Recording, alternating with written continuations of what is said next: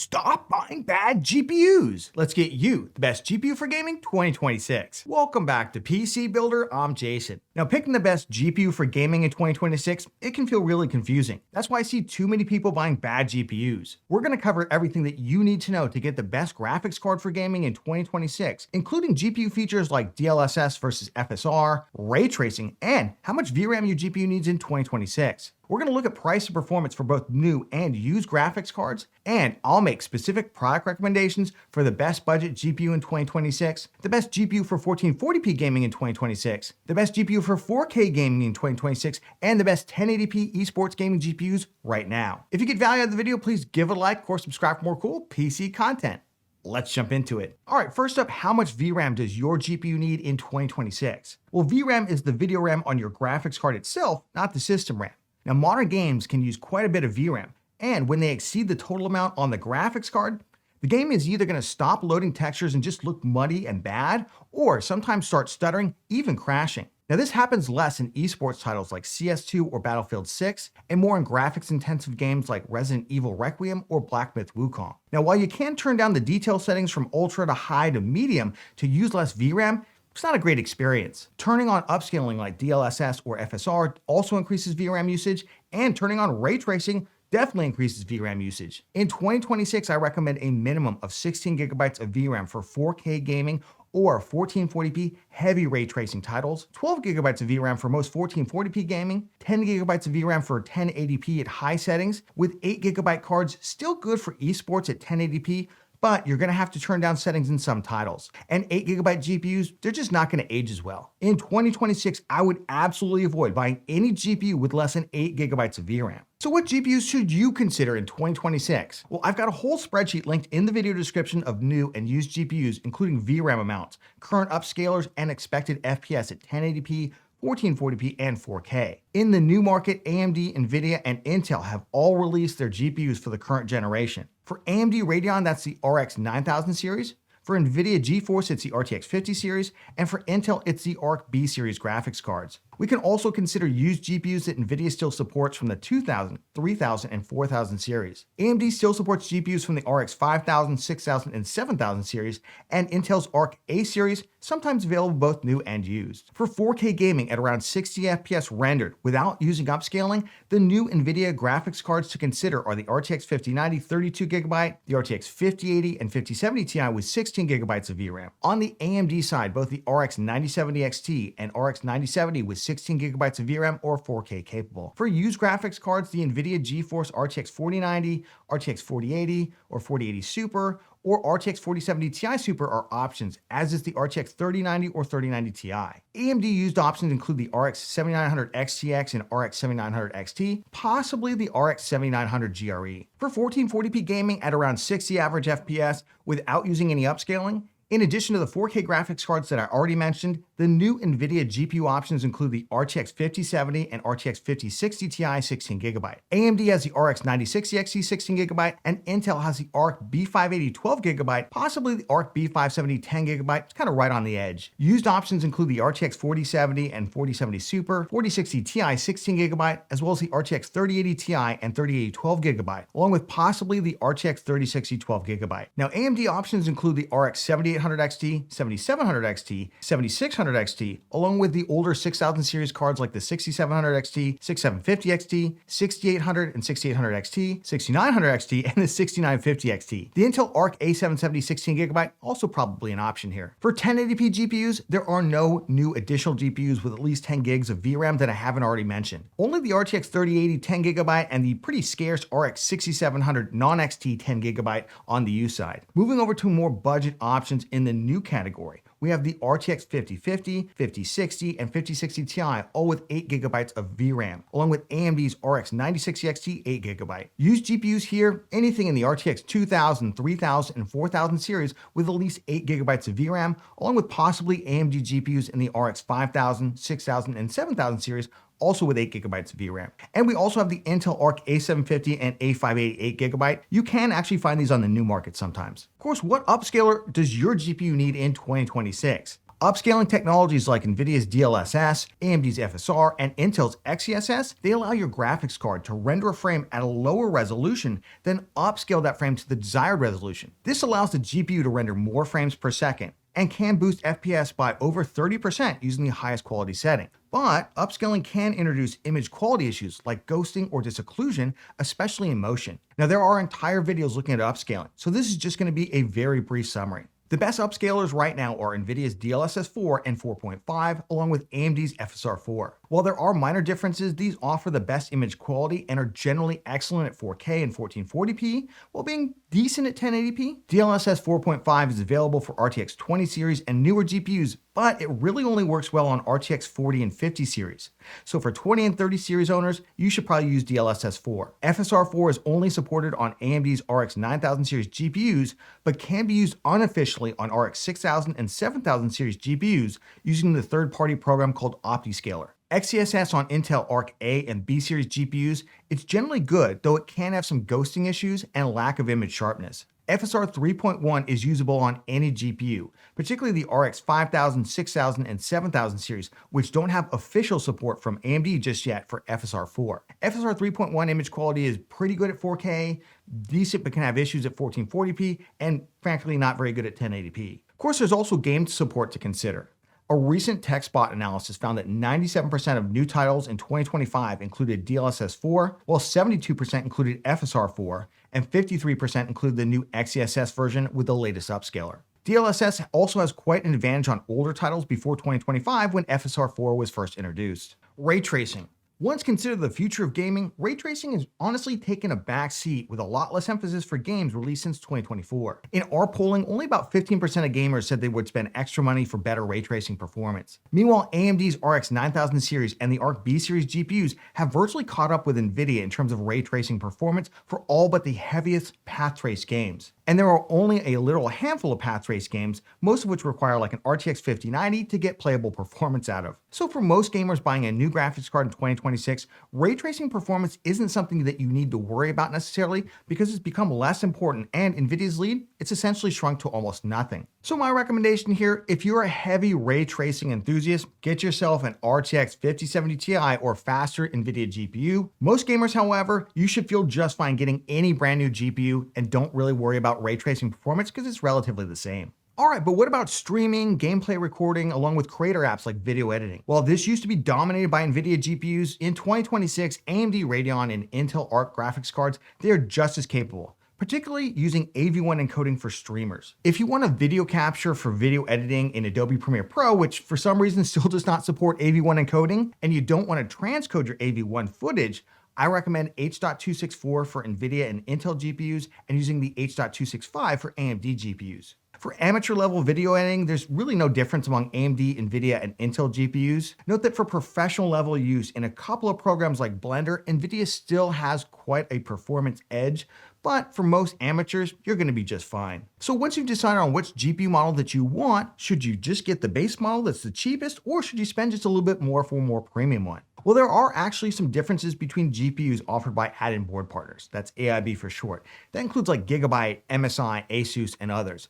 And that's even within the same GPU model family. AMD, Intel, and NVIDIA, they all specify the base specs for every graphics card. That includes the thermal design power, or TDP, which is the wattage of the card. The other thing they specify is the base and boost frequencies. Now, AIBs can create models that increase the TDP and apply a factory overclock to the graphics card, as well as designing the cooler itself. But reality is here, except for the ultra high-end GPUs, most graphics cards perform within 5% of their base models. Buying the cheapest next model up, so if you wanted to get 9060 XT 16GB, buying a 5070 or 9070 instead, that's always going to give you more FPS. So while it's okay to spend a little bit more on a model with better RGB, perhaps quieter fans, don't overspend to the point that you could have bought a higher performance graphics card. If you're interested, we took a look at every model for the RX 9060 XT 16GB, the RX 9070, 9070 XT, and the RTX 5070 Ti. I'll leave those videos individually linked down in the video description. Let's jump into our best GPU for gaming 2026 recommendations. This is the big spreadsheet. We're not going to go through the whole thing, but you can jump into it, linked in the video description, description. You can put in your numbers if you'd like. These are all the GPUs from AMD, Intel, and NVIDIA that have at least 8 gigabytes or more VRAM and are currently supported for driver updates. In here, I've got the VRAM amount, the upscale that they use, 1080p, 1440p, and 4K FPS estimates based on benchmarks that I've compiled. We've got the new retail price for anything that's available new at retail, as well as the median eBay sell price for all the used cards. And then we get a price to performance for all the cards based on 1440p FPS. Good news here, we take a look at the GPU market every month and update these prices and the best GPUs to buy right then. I'll leave the entire playlist for that link down in the video description. You can check it out. We look at both the best GPU and the best CPU to buy in that month. All right, let's jump in the best graphics card under $200 in 2026. And what do we notice? They're all used, of course. That's because most of the new graphics card are more than $200. You can occasionally find an ARC A750 or A580 under $200, just not the case right now, unfortunately. So what would I get if I had about $100? I would probably get the RX 5500 XT. If I just needed the best cheap graphics card in 2026, the RX 5500 XT for about $93. Get the 8 gigabyte version one though. Do not get the 4 gigabyte version. For some reason, there's not even really a price difference between the two. You're basically gonna get 1080p medium level playable performance out of it. That 42 average FPS is at ultra details. So you should get like medium settings, and in a lot of titles, especially lightweight ones like CS2 and things, you should be able to get quite a bit more FPS than that. $93, not a bad price to get your foot in the door, but if you have some more money to spend, if you have closer to $150, I would probably target something like an RTX 2070 or 2070 Super. 2070 Super has quite a bit more performance. So the fact that it's only like an $8 difference right now, I would probably pick up the 2070 Super if you have that $8 because DLSS 4. That's really it. It's got a superior upscaler. You're going to get way more FPS out of it. I do want to caution this though. These cards are relatively old at this point. Just know that about these GPUs. They are relatively old. Some of these GPUs initially launched in 2019, so they're at least 7 years old in terms of the lineup. And if they were manufactured even a couple years after that, they're probably at least 4 or 5 years old. So just kind of temper your expectations in terms of the longevity. And if that's not good enough for you, consider spending a little bit more on a new GPU. Moving on to the best graphics card under $300 US, it's brand new. So let's look at GPUs. You don't want to buy a used one under $200. You want to spend a little bit more and get something new. What are your options right now? They're actually pretty decent, but I wouldn't call them good. I would probably look to spend a little bit more than $400 in our next category, but if you're hard stuck, what are you gonna get? If you're closer to $200, I definitely walk away with an ARC B570. Listen, it's got 10 gigs of VRAM on it, it's $250, it's got pretty decent performance at both 1080p and 1440p, especially with upscaling at 1440p. I think that would be a good GPU for most folks out there. But I know some people are afraid of the Intel Arc drivers. And yes, the upscaler, it's not quite as good. However, it does seem like Intel is committed to backporting their upscalers as they come out with new versions. So I would feel pretty good about that and know that you'll probably get whatever advancements are in the future out there. If you want to go with something NVIDIA or AMD instead, you want either FSR 4 or DLSS 4 or 4.5, which I understand, you're probably going to spend closer to $300, if not $350. I think the best choice of those is honestly the 9060 XT. It's the fastest GPU. It's got FSR 4.1, which is just, in my opinion, just as good as 4.5 right now. And the price is right, $330. It's kind of in between the 5050 and the 5060. But if you want to also just go ahead and buy the 5060, I mean, that's what people on Amazon do right now. I wouldn't necessarily blame you. Before we jump in the best 1440p GPU in 2026, it's under $500, which we'll talk about in just a moment. Let's talk about should you buy new or should you buy used, and how should you decide on both, and how should we compare those cards? Because if we look at this, man, those used values are just smashing. The only two new GPUs that meet these criteria right now, you're Jason, why would anybody buy a brand new 9060 XT or ARC B580 when they can get some of these used values? Well, that's because we're only looking at price to performance. We're not valuing the fact that the new cards have a warranty. They've never been used before. It's not like they've been sitting in a rig for 4 years and they have 4 years less useful life to them. And on top of that, if they break, you can either return them to the retailer within a certain period, or you can, of course, get warranty service on them. So those are things to take into account. I typically use a 40% discount for used cards. So I'm going to add another column in right here. This is a adjusted price to performance based on this value here. You can actually adjust this in the spreadsheet if you want, and it'll change the values. And I want a 40% discount. So if we resort this, boom, suddenly the new cards look a lot better in terms of price to performance. Now you can decide to use these values or not use them. I'm gonna go ahead and use them. So then what's the best 1440p GPU in 2026 under $500 US, so 12 gigs or more of VRAM, and 55 average FPS or higher? Right now, the two new values I think rise to the top, and I think the RX 9660 XT 16 gigabyte is the best budget 1440p graphics card right now at $440. And the good news is $440 is the cheapest one. That's the ASRock Challenger, but there are a number of other models $10 or $15 away from that. So the good news is you can actually buy quite a couple different models. I like the Sapphire Pulse right now for a little closer to $450. I love that. If you only have about $300, the RB 580, we've already talked about some of its shortcomings versus some of the 8 gigabyte GPUs out there. If you do want to consider an older graphics card, I would probably pick up an RTX 3080 12 gigabyte. 3080 Ti is same performance, but costs $50 more because people value the Ti for some reason. I would pick up a 3080 12 gigabyte. It has DLSS 4 on it, really good FPS performance, faster than 9660 XT. The only drawback, obviously, it's a little on the old side. Remember, those originally came out, I think it was 2021 when they introduced the 12 gigabyte model. So this card is probably somewhere between 3 and 4 years old, maybe 5. Let's jump to the best 240 hertz 1440p GPU in 2026. What are our criteria? At least 12 gigabytes of VRAM. And on top of that, we need at least 100 average FPS. Remember, those average FPS are taken across a wide range of titles. Typically 240 hertz are esports titles like CS2. So obviously, if we turn down the settings to very, very basic, not ultra, we should get tons and tons of FPS. And I have gone ahead and sorted this by adjusted price to performance based on that 40% discount multiplier for used cards. Look at that. I mean, the 9070 and the 9070 XT kind of crushing it, really. And they've been bundling a lot of things like PSUs and coolers and other things to get you to buy them, and games, not to mention. The RTX 5070 on the NVIDIA side, I am shocked at the price to performance of this one. I will be honest about that. I expected this one close to the bottom. So if you want NVIDIA and you don't mind getting 12 gigs of VRAM in 2026, I think that is the viable option right now. The used values here, I've got a just big challenge with in terms of like the 6950 XT, 7900 XT. Yeah, you can get them and you can even occasionally find them brand new, but you're not going to get FSR 4.1 official support. You can get it through OptiScaler and it does work pretty well, but you're not going to get the official support for it. And I think that's a little bit of a drawback. And of course, the 5070 Ti, I think, is just completely off the table. Insane pricing at $950. And look at the price of performance. It's exploded, basically. The rest of this market here, I feel like the used market is overvalued right now. It's just overvalued. And so I have a problem with almost all these used cards out there.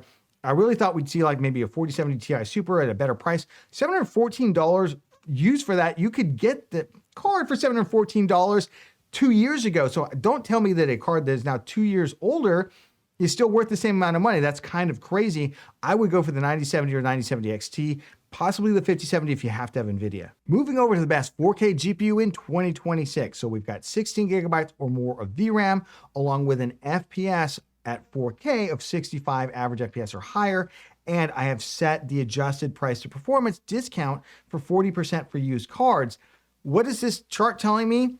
Go buy a 9070 or 9070 XT and just forget the rest of this overheated market. Now, let's talk about some of these used values, because you might be like, Jason, I don't understand. How are people trying to sell a 4070 Ti Super for $714? That seems insane when you could get a 4070 Ti Super for about that price about 2 years ago. Well, that's how overheated the market is right now. People are a little bit crazy.